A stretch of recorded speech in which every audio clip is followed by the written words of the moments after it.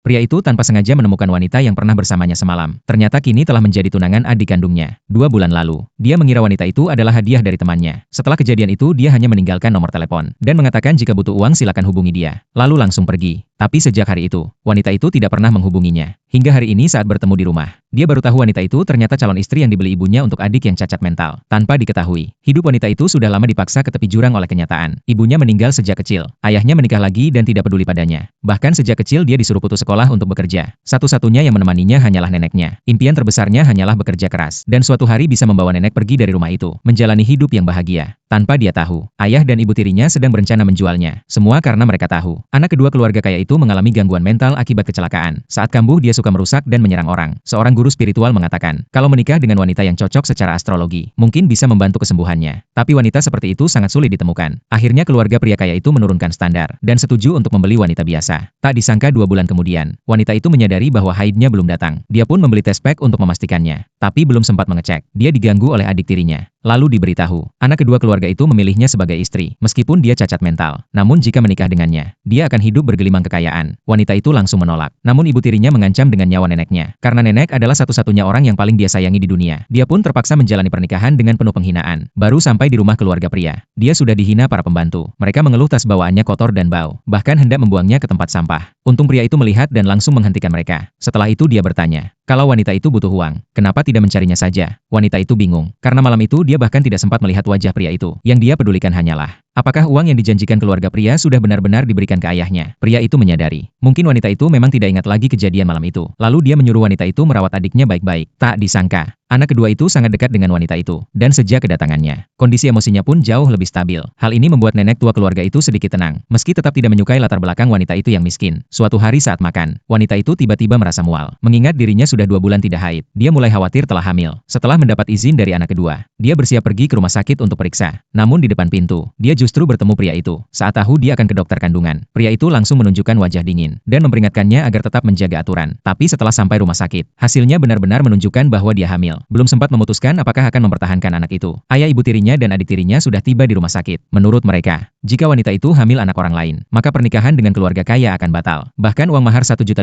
pun akan ditarik kembali. Mereka lalu memaksa wanita itu menggugurkan kandungan, bahkan berniat memeras pria yang bersamanya malam itu. Melihat wanita itu tak mau menurut, adik tirinya langsung merebut ponselnya dan menelpon nomor yang ditinggalkan pria itu malam itu. Tanpa tahu, pria di ujung sana bukan orang sembarangan. Saat panggilan tersambung, adik tirinya mengancam pria itu agar segera datang ke rumah sakit. Jika tidak, nyawa wanita itu akan terancam. Mendengar itu, pria itu langsung memutar balik mobilnya. Karena dia tahu, anak itu adalah satu-satunya alasan wanita itu ingin tetap hidup, dan dia tidak akan membiarkan wanita itu kehilangan anak itu.